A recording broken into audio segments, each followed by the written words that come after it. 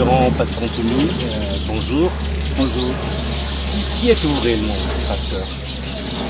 Je suis une personne comme tout autre. Dieu a créé l'homme à son image et au fil des générations, Dieu envoie les hommes sur la terre pour accomplir son plan. Votre nom, votre prénom, votre lieu de naissance? Je suis Monsieur Din Samo Frédéric Anthony. Le nom de mon père c'est Monsieur Din Samo Gaston, il est décédé. Le nom de ma mère c'est Madame Diambomba Monique, qui est surnommée Santos. Je suis né le 29 août 1964 à Brazzaville, précisément à Mokojon Bakati. Vous avez fait des études à Brazza? Oui, les études primaires et secondaires à Brazzaville. Précisément, le cycle primaire, je l'ai passé en Gangouoni, Château d'eau.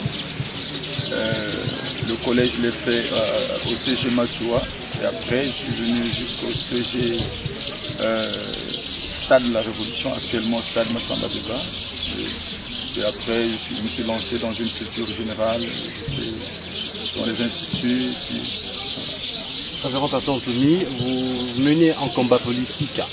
Avant d'arriver au combat politique, vous menez un combat spirituel, religieux. Alors, peut-on savoir comment c'est arrivé et comment ça se passe jusqu'à présent? Effectivement, le combat spirituel ou bien le combat religieux ne se dissocie pas du combat politique. Il n'y a pas une dissociation. Prenons l'exemple de Jésus-Christ qui a travaillé dans le temps où il était sur la terre. Ce qu'il a mené comme œuvre était vu comme une sorte de révolution. Et c'est pourquoi les religieux dans le temps, puisque c'était les sacrificateurs, les pharisiens, ont pensé qu'il fallait qu'on le livre effectivement auprès des gouverneurs, dans le temps c'était Pilate, pour que Pilate trouve une solution. Et la Libye, puisque lui il disait qu'il était le roi des Juifs, donc ils l'ont présenté comme quelqu'un qui était en train de faire la politique, comme de faire une certaine révolution. Donc la religion ne se dissocie pas de la politique, parce que même la Bible le dit dans l'Apocalypse. Pourtant ça c'est la révélation qui concerne des temps éloignés, des temps qui sera à la fin. Mais il est dit dans Apocalypse chapitre 11 qu'il y aura des anges qui viendront sonner la trompette à tour de rôle. Mais dès que le 7e ange va sonner de la trompette, il y aura des voix au ciel qui diront que maintenant le règne du monde est remis à notre Seigneur et à son Christ. Maintenant, le règne du monde est remis à notre Seigneur et à son Christ. Ça sous-entend que la Bible prévoit tout ça. Et prenons l'exemple de notre pays ici, le Congo. Il n'y a pas très longtemps, le chef de l'État venait de remettre le Congo entre les mains de Dieu. C'est les destinées de ce pays entre les mains de Dieu. Remettre, ça sous-entend que c'était à lui et maintenant il remet. Voilà. Donc ça coïncide ou ça rejoint la prophétie effectivement de l'Apocalypse qui dit que dès que la 7e trompette va retentir, il n'y aura plus de temps, plus de délai. Il y aura des voix au ciel qui diront que maintenant le règne du monde est remis à notre Seigneur et à son Christ. Donc le Christ c'est le Christ du Seigneur, c'est pas le Christ des hommes. Parce que le mot Christ traduit élu. Et si aujourd'hui dans les systèmes politiques, pour aller mettre à la tête d'un système quelqu'un, on procède par une élection. Et celui qui a gagné l'élection, on l'appelle l'élu du peuple.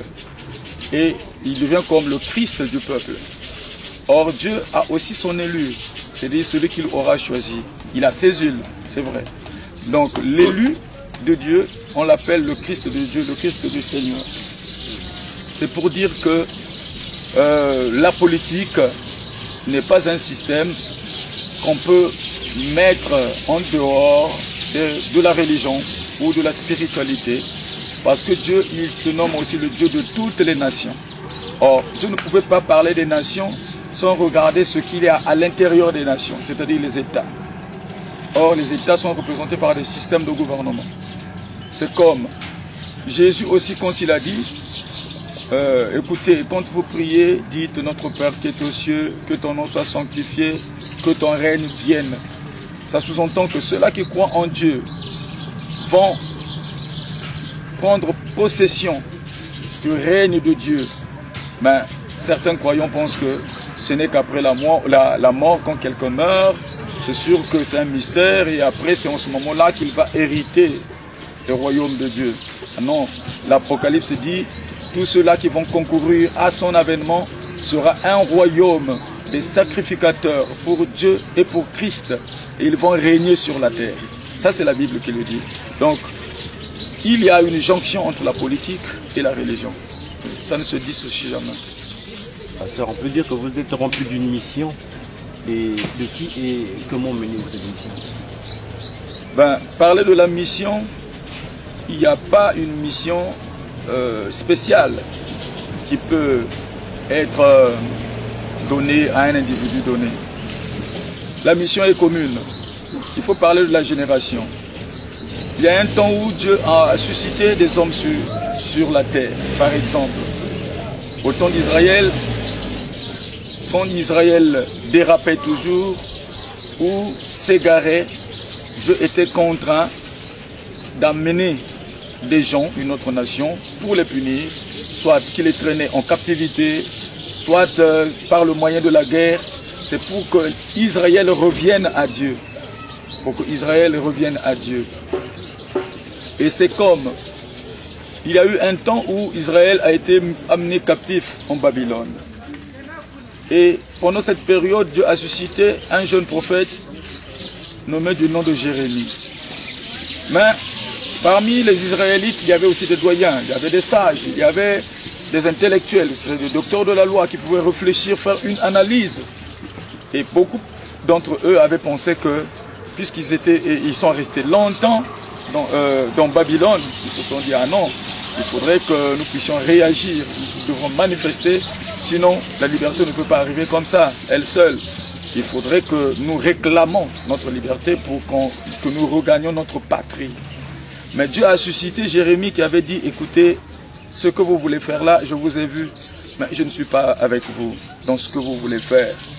Je l'avais déjà arrêté, il faudrait que 70 années soient passées sur vous. C'est ma main qui vous a soumis là où vous êtes. Et c'est ma main qui vous sortira aussi de là où vous êtes pour vous rétablir dans votre patrie.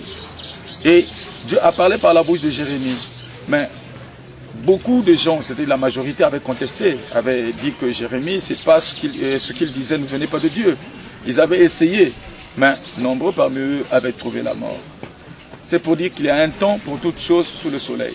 Dieu avait dit que c'est moi qui ai suscité Nécambidestar, le roi de Babylone. C'est mon instrument pour vous punir. C'est vrai que après avoir fait tout ce qu'il aura fait sur vous, je le punirai moi-même aussi pour le mal qu'il aura commis contre vous. Donc c'est un mystère. C'est tellement profond que... oui, voilà. Donc sur la terre, c'est Dieu qui crée les situations. C'est Dieu qui crée les événements. C'est Dieu qui amène la lumière. C'est lui aussi qui crée l'adversité. Et dans la situation que nous avons vécue dans notre pays, c'est arrivé comme ça. C'était pas arrêté dans mes pensées que je sois un jour à la tête d'un grand mouvement ou bien d'un peuple donné. Mais quand Dieu me parlait au départ, c'était comme tout le monde est cliché. Il ne me donnait pas les détails. Et c'était comme des énigmes. Et ce n'est qu'après, quand ce que Dieu me disait par parabole commençait à se réaliser, que je me retrouvais moi-même pour dire, c'est pourquoi Dieu me parlait de ça ou de ceci, alors qu'il voulait dire ça. Et donc la parole de Dieu est tellement profonde et est tellement aussi dure que si Dieu te donne tous les détails, c'est sûr que tu ne peux plus avoir le courage de t'investir, de t'impliquer ou de te lancer dans une action. Mais c'est étape par étape, étape par étape. Donc la mission, ce n'est pas seulement ma mission, mais c'est une mission qui concerne tous ceux-là qui ont été enrôlés dans cette cause. C'est vrai, moi je peux prendre la direction, c'est-à-dire la tête, pour diriger. Mais si je dis que c'est ma mission à moi seul, finalement, c'est comme si c'est moi seul qui ai fait et tout ce qui s'est fait. Donc c'est la mission de Dieu et Dieu utilise les hommes pour faire quelque chose. Oui. Révérend pasteur, comme Jérémie qui a fait des analyses sur l'effort à cette époque, mais vous, quelle analyse faites-vous du Congo, de notre Congo? Ben, quelle analyse je fais? Je sais une chose que Dieu va présenter le Congo aux yeux des nations comme un exemple, conformément aux prophéties, parce que Dieu nous révèle beaucoup de choses dans les églises. Par exemple, dans l'église évangélique du Congo, Dieu nous inspire beaucoup des chants, des révélations, qu'on appelle en langue Kungamensikumusu. Il dit, Bisi Congo, Katuleno Wonga Weno, Bisi Congo Voateno Kibakala, Mumukembo wa mono kibeni ngina lunata, Bonsobuya Sabudidi Banaba Isaïeli Mumbu Ambouaki. Et quand Dieu révèle cette chanson-là, le Congo n'était pas dans des tumultes. Le Congo, au contraire, était dans un climat apaisé et tout était normal. Et pourtant, on accédait à la démocratie en élisant un président démocratiquement élu. Mais est-ce que ce Dieu-là vous a envoyé à la rébellion? Ben, c'est les gens qui m'ont présenté comme ça que j'étais un rebelle. Vous savez, une rébellion, c'est quelqu'un, ou bien c'est un groupe de gens qui appartenaient à un maître et qui, au fil des jours, qui ont trouvé que ce maître-là, ou bien ne leur intéressait plus, ou bien ils l'ont désavoué, et ils se retournent contre celui-ci. Et ça s'appelle désobéissance. Oui, ou rébellion, ou bien ça dépend. Mais la situation dans laquelle nous nous trouvions est une situation de cas de force majeure. La démocratie, ce n'est pas une invention de quelqu'un. C'est un vent qui est arrivé comme ça. C'est parti de loin avec M. Gorbatchev. Et finalement, ça a gagné l'Afrique et c'est arrivé jusqu'à nous. Et pendant ce temps, quand ce vent-là est arrivé, moi j'étais encore à l'école, hein, j'étais encore très mineur. Et on nous a parlé que voilà, maintenant, il faudrait que les gens s'expriment, il faudrait que les gens s'organisent, soit en parti politique, la société civile aussi devrait s'organiser. C'est pour contribuer effectivement à l'édifice commun qui est la nation. Et partant de la conférence nationale souveraine, c'est là où le Congo a élu la première constitution pour instaurer un régime de démocratie pluraliste. Donc c'est depuis le 15 mars 1892. Donc le premier mandat, c'était le mandat qu'a dirigé le président Pascal Elis-Toupa. Bon, il était presque à terme de son mandat. Nous, au niveau de la base, on ne savait pas ce qui se passait dans les rangs de ceux-là qui gouvernaient. On a appris qu'il y avait des contradictions entre eux, entre l'opposition et la majorité, entre la mouvance et... Bon, finalement, ça a entraîné ce que ça a entraîné, c'est-à-dire la guerre. Bon, après cette guerre, il y a eu, parmi les partis, l'une des partis qui l'a remportée, c'est-à-dire en chassant ceux-là qui étaient élus démocratiquement, qui étaient contraints en exil.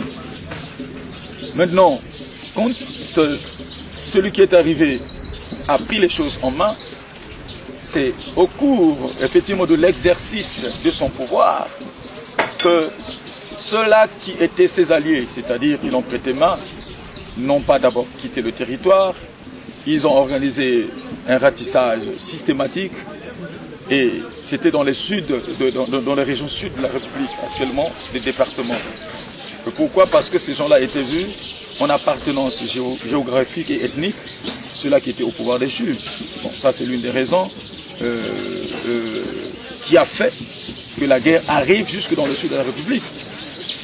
Nous savons que quand les MiG ont bombardé et quand les Angolais ont réussi à percer Brazzaville, ceux-là qui étaient au pouvoir avaient déjà pris le chemin de l'exil, ils avaient déjà fui. Ça sous-entend qu'il n'y avait plus l'autre belligérant. Donc ceux-là, tous qui restaient étaient peuple, la population, qui devrait se soumettre au régime qui était venu d'arriver. Mais il y a eu la chasse à l'homme qui a été organisée et finalement ça contraint la base à, disons, une désobéissance au civil, conformément au préambule de la Constitution du 15 mars, qui disait que le peuple congolais pouvait se lever pour opposer une résistance au cas où un pouvoir pouvait être exercé sur lui d'une manière tyrannique. Donc, ce que nous avons vécu et ce que nous avons rappelé au pouvoir qui est en place n'est pas anticonstitutionnel, parce que ce n'est qu'après qu'ils ont changé la constitution, ce n'est qu'en 2002. Mais sinon, il n'y avait pas une autre constitution. Donc, nous ne sommes pas une rébellion, mais nous sommes une résistance populaire. C'est la population qui s'est levée. Donc c'est une insurrection populaire, mais pas une rébellion. Oui, pasteur, aujourd'hui, hier vous étiez une résistance populaire, aujourd'hui vous êtes dans les mains du pouvoir. Alors comment s'est fait cette transition? Est-ce qu'on vous a forcé ou bien par rapport à ce qu'on vous a proposé, vous avez trouvé que c'était bien, que vous avez accepté de travailler avec le pouvoir en place? Effectivement, il faudrait que nous, qui avons la situation en main, puissions vous édifier, c'est-à-dire que ce soit la presse, que ce soit le public, c'est-à-dire la communauté nationale et internationale. Vous savez, la paix est primordiale. La paix, ceux qui la font, ce sont ceux-là hier qui étaient des anciens belligérants.